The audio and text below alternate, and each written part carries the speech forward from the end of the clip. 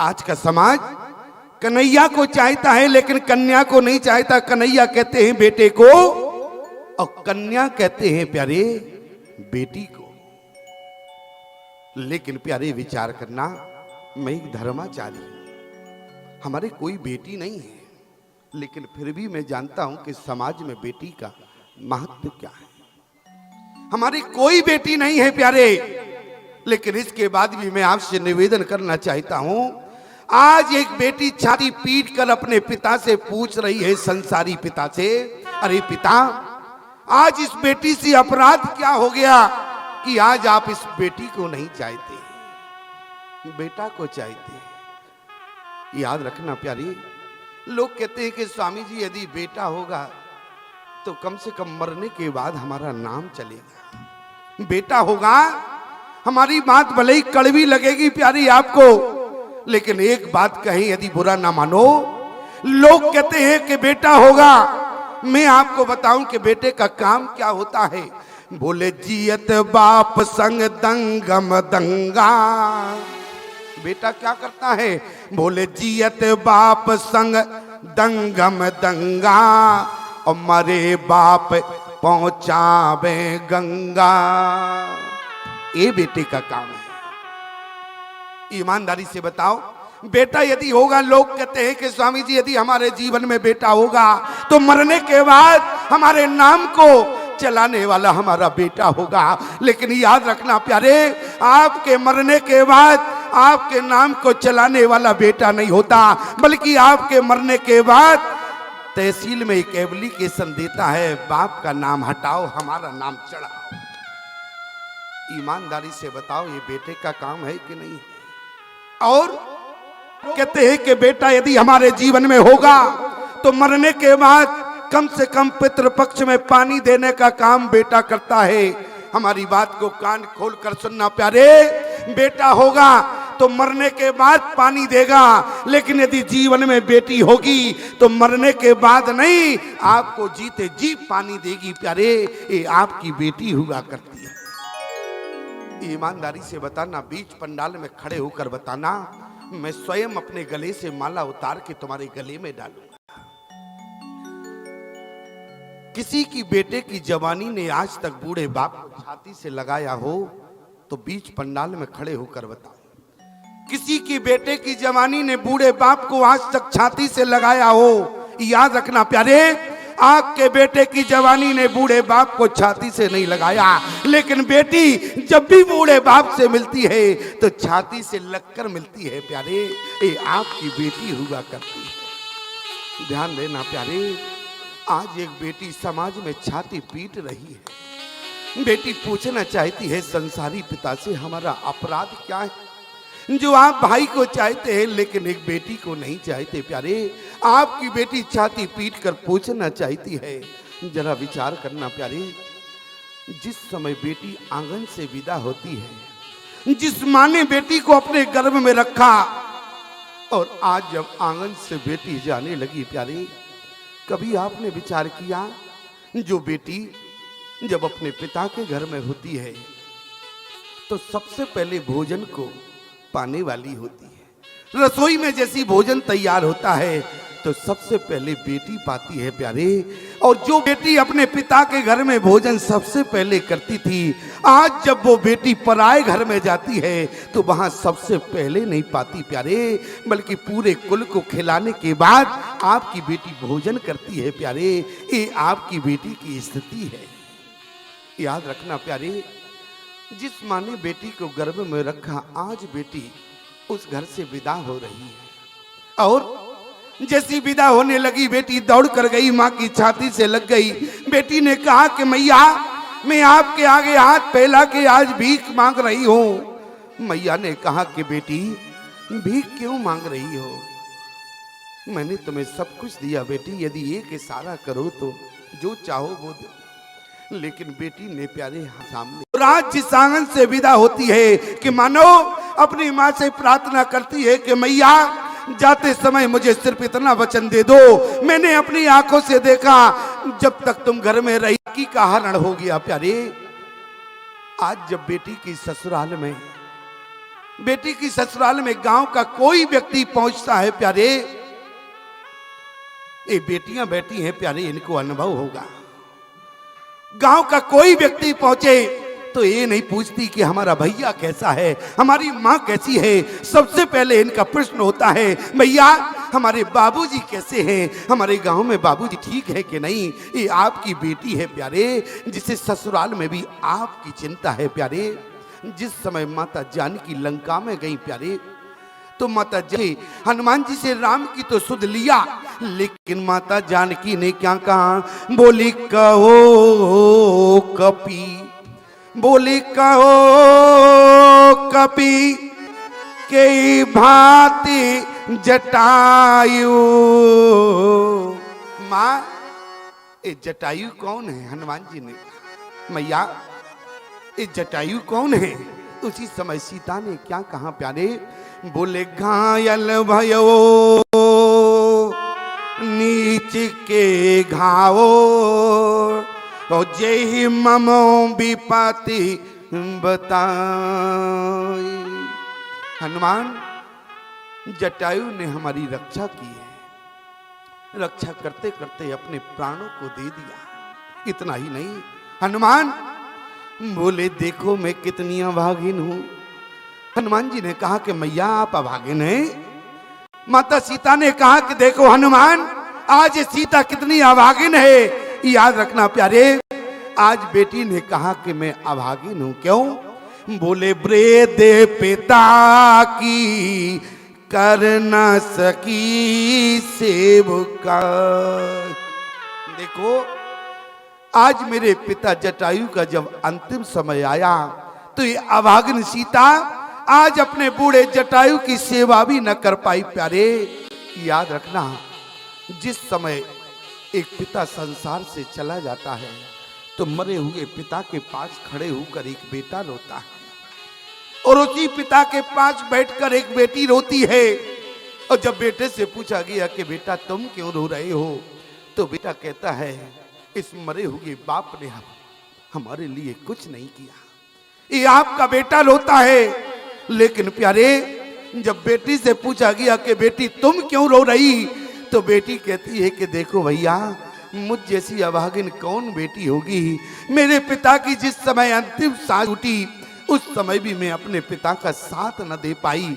ये आपकी बेटी रो रही है।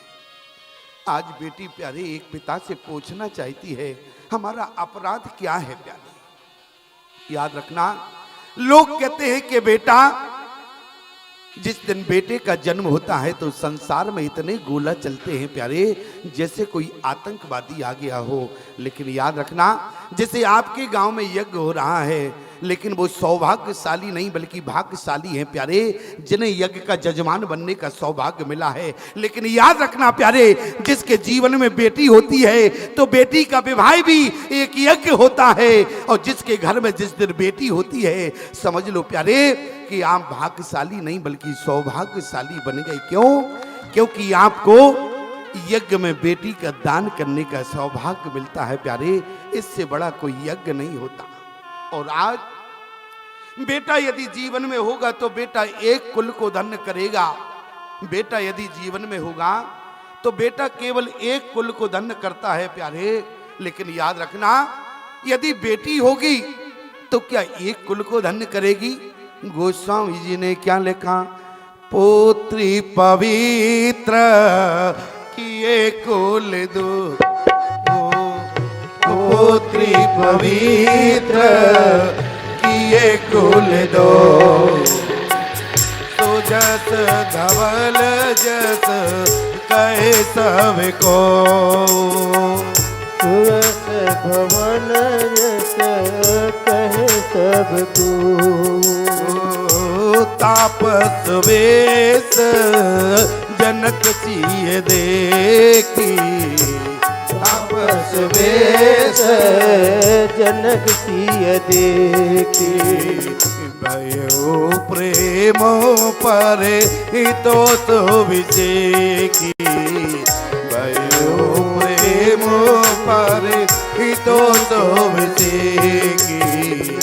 आज प्यारे राजा जनक ने जिस समय अपनी बेटी सीता को चित्रकूट में देखा, अरे जो सीता जिस समय अपने जनक के यहाँ थी, जो सोने की थाली में भोजन करती थी प्यारे, सोने के गिलास से पानी पीती थी।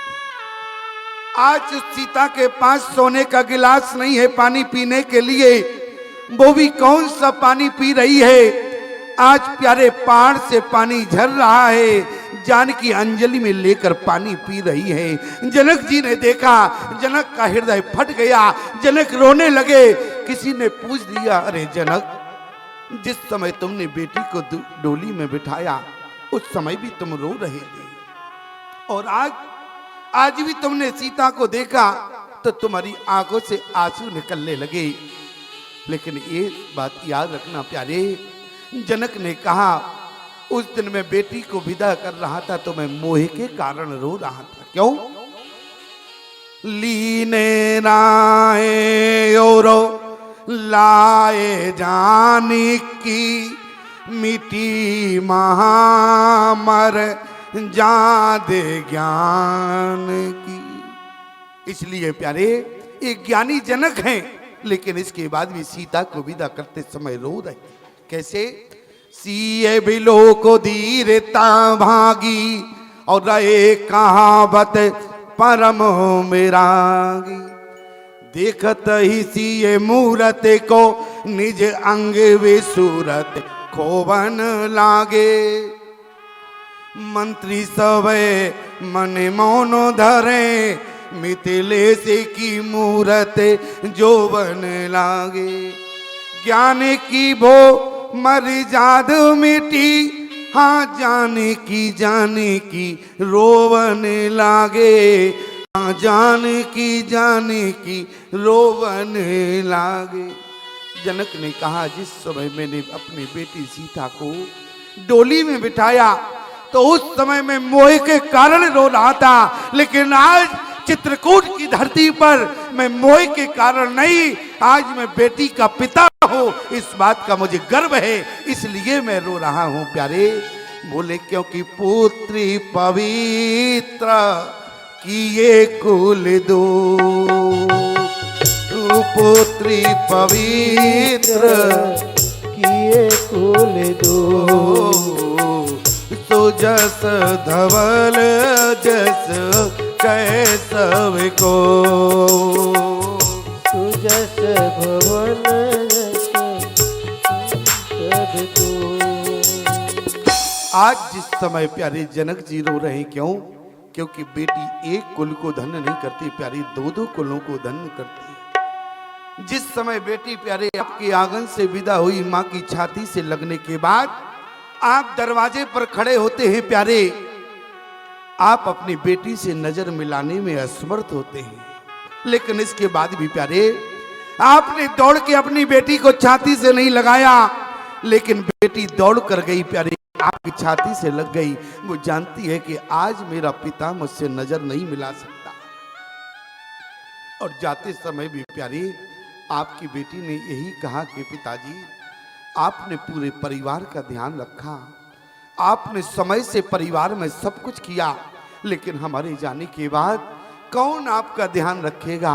लेकिन पिता से निवेदन करने लगी, जाने के बाद पिताजी आप सिर्फ अपना ध्यान रखना। अरे बेटी आपकी है, अरे जिस परिवार में जा रही है उस कुल से उसका कोई परिचय नहीं है, कोई नाता नहीं है, बल्कि चिंता उसे अपनी होना चाहिए। आज मैं पराए घर में जा रही हूँ, मेरा क्या स्थिति होगी, लेकिन इसके बाद भी उसे अपनी परवाह नहीं है। यदि परवाह है तो अपने बूढ़े बाप की परवाह है प्यारे, जो आपके लिए आपसे निवेदन कर रही है। याद रखना प्यारे, जिस दिन एक बूढ़ा बाप होता है, अपनी बेटी का संबंध पक्का होता है, उस दिन से पिता का चेहरा उतर जाता है। क्यों? उस दिन से उस बूढ़े बाप का चेहरे में मासूमियत आ जाती है कि देखो अब कुछ दिन बाद हमारी बेटी इस घर से चली जाएगी। याद रखना प्यारे, बेटी आपसे पूछना चाहती है कि पिताजी मुझसे अपराध क्या हुआ। आज का समाज कन्हैया को चाहता है लेकिन कन्या को नहीं चाहता। लेकिन याद रखना प्यारे, मैं आपसे निवेदन करूं, एक व्यक्ति संसार से चला गया, उसका अंतिम संस्कार के लिए उसके गांव वाले ले जा रहे थे। उसके चार बेटे थे। एक व्यक्ति गांव में आया, बोले इसका अंतिम संस्कार नहीं होगा। बोले क्यों नहीं होगा? गांव वालों ने कहा क्यों अंतिम संस्कार नहीं होगा? उस व्यक्ति ने कहा कि इस मरे हुए व्यक्ति ने मुझसे 1.5 लाख का कर्ज लिया है। जब तक सूद समेत कर्ज वापस नहीं होगा मैं अंतिम संस्कार नहीं होने दूंगा। प्यारे, उसके चार बेटे थे। चारों बेटे कंधा दिए हुए थे। और गांव वालों ने कहा कि देखो, मैं तुम्हारी भावनाओं को समझता हूं, लेकिन मुर्दे को अग्नि देना पहला काम होता है। पहले अंतिम संस्कार होने दो। और मुर्दे को रखना शुभ भी नहीं होता, इसलिए शाम को घर बैठ के आराम से बातचीत होगी। और क्या हुआ? ठीक प्यारे शाम को 6 बजे वो व्यक्ति पहुंच गया। मानो उस व्यक्ति ने 1.5 लाख का कर्ज सूद समेत मांगा। तो उसी समय उसके चार बेटे थे। चारों बेटों ने कहा कि देखो, जहां हमारे पिता गए हों वहां से कर्जा ले लेना, क्योंकि तुमसे 1.5 लाख का कर्ज मैंने नहीं लिया, मेरे मरे हुए पिता ने लिया है। और जहां मरकर गए हो वहां जाके पिता से कर्ज ले लेना। चारों नालायक बेटों ने कर्जा देने से मना कर दिया प्यारे, लेकिन दोनों में झगड़ा हो गया। झगड़े की आवाज अंदर तक गई। बेटी निकल कर आई। बेटी ने कहा कि आज ही मेरे पिता का स्वर्गवास हुआ, कौन हमारे दरवाजे पर झगड़ने आ गया? गांव वालों ने कहा कि बेटी, तुम्हारे मरे हुए पिता से 1.5 लाख का कर्ज लिया था, जब तक सूद समेत वापस नहीं होगा तब तक ये तुम्हारे पिता का दसघात नहीं होने देंगे। प्यारे, बेटी ने कहा बस इतनी सी बात है। बेटी अंदर दौड़ कर गई। प्याले ध्यान देना, 4 बेटे हैं, 1 बेटी है। बेटी अंदर दौड़ कर गई, अपने ससुराल की संपत्ति गहने को लेकर आई, उस व्यक्ति के सन्मुख रख दिया और कहा कि भैया आप ले जाओ, और जो शेष बचेगा ये बेटी तुमसे वचन देती है कि सूद समेत मैं अपने पिता का कर्ज चुकाऊंगी। गांव वालों ने कहा कि बेटी, अरे तुम्हारे 4 भाई थे, चारों भाइयों ने मना कर दिया, लेकिन तुम मरे हुए पिता का कर्ज क्यों चुकाओगी? बेटी ने कहा मैंने शास्त्रों में सुना है, मैंने विद्वानों से सुना है, जो व्यक्ति समाज में कर्ज लेकर मर जाता है उसे अगले जन्म में उसका नौकर बनके या गधा या बैल बनके कर्ज चुकाना पड़ता है। मैं नहीं चाहती कि मेरे मरे हुए पिता को किसी का नौकर या बैल या गधा बनना पड़े, इसलिए मैं अपने मरे हुए पिता का कर्ज इसी जन्म अदा कर दूंगी। प्यारे, ये आपकी बेटी है जो आपका कर्ज चुका रही है। लेकिन प्यारे, पिता का दसघात हुआ और बेटी कुछ समय बाद ससुराल चली गई। जिस व्यक्ति ने कर्ज लिया था वो ससुराल पहुंच गया। बेटी ने दूर से देखा क्योंकि ससुराल का मामला था, ससुराल का मामला था। और ससुराल का मामला वैसे ही खराब होता है। और जैसी बेटी ने देखा कि दूर से अरे भैया कर्ज लेने आए होंगे, बेटी दौड़ कर गई, कहा कि भैया आपको यहाँ नहीं आना था, मैंने आपसे कहा था मुझे कुछ दिन का समय दो, मैं तुम्हारा सूद समेत वापस करूंगी। आज उस व्यक्ति ने कहा प्यारे रोते हुए अपना सर बेटी के पैरों में रख दिया, कहा कि बेटी आज मैं तुमसे कर्जा लेने नहीं आया हूं। बेटी ने कहा कि भैया क्या बात कर रहे हो? आज उस व्यक्ति ने कहा कि बेटी तुम्हारे मरे हुए बाप ने मुझसे कर्ज नहीं लिया था, बल्कि मैंने तुम्हारे बाप से कर्ज लिया था। मैं देखना चाहता था एक कर्ज मैं सूद समेत 4 बेटों को वापस करूं या एक बेटी को वापस करूं। तो 4 नालायक बेटे कर्ज के अधिकारी नहीं हैं। बेटी कर्ज की अधिकारी तो तुम रही, इसलिए मैं सूद समेत तुम्हें वापस करने आया हूं। ये आपकी बेटी है। प्यारे, याद रखना, जब बाप बेटे में झगड़ा होता है तो झगड़े को समाप्त कौन करती है? एक बेटी होती है। और याद रखना प्यारे, आज लोग समाज में बेटा के लिए रोते हैं, लेकिन बेटी की भी कीमत समझो प्यारे। यदि समाज में बेटी नहीं होगी, आज बेटा के लिए रो रहे हो, कल तुम बहू के लिए रोगे प्यारे। इसलिए समाज में बेटी की कीमत समझो। यदि समाज में बेटी होगी तब तुम्हारे यहाँ बहू होगी प्यारे।